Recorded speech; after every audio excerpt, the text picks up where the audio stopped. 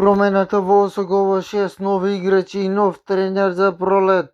За пролетна дел на сезоната Кочанскиот фурлигаш последен пролетен дел од Македонска лига за тренер го назначи Крстев Крстев, кој водеше клубот пред некои сезони. Новите зазивања на тимот се 28 член Ѓорѓио Давгов, кој доаѓа од Бргалница, 28 Дамјан Цуриков од Вардар Готино, 3-годишен Давиде и 28 годишен Кристијан Ристовски, кој доаѓа од Слога Виница, и 26 годишен Владимир Жогилев од Скопје.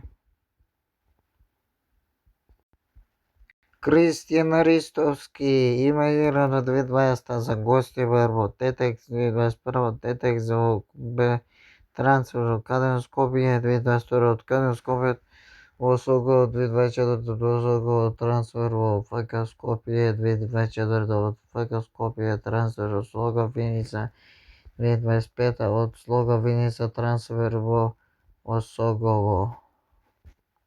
2021-2023 во Вардар има еден настап, 1 гол, 1 асистенција, 0 асистенција, жути 0 ударни игра. 2023-2024 за Вардар 1 гол, 0 асистенција, 1 жути, 0 ударни картона. 2019-2020 има еден настап, 1 гол, 0 асистенција, 0 жути, 0 ударни картона. 2021-2022 има еден настап, 1 гол, 0 жути, 0 ударни картона, 0 ударни картона. 2022-2023 има 2 настапа, 3 гола, 0 асистенција, 1 жути, 0 ударни картона.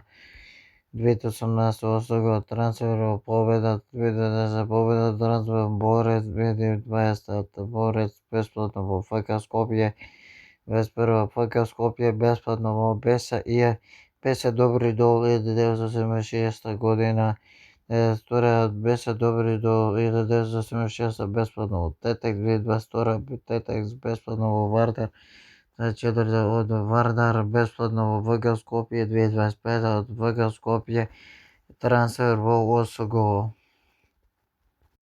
2020-2021 за Вардар има 3 настапа, 0 голови, 0 асистенции, 0 жути, 0 ударни картона. Има за репрезентација 2021 пријателски мечеви, 2 гола, 2 настапа, 1 гол, 0 асистенции, 0 жути, 0 ударни картона. 2022 Евро првенство, 2023 1 настап, 0 голови, 0 асистенции, 0 жути, 0 ударни картона.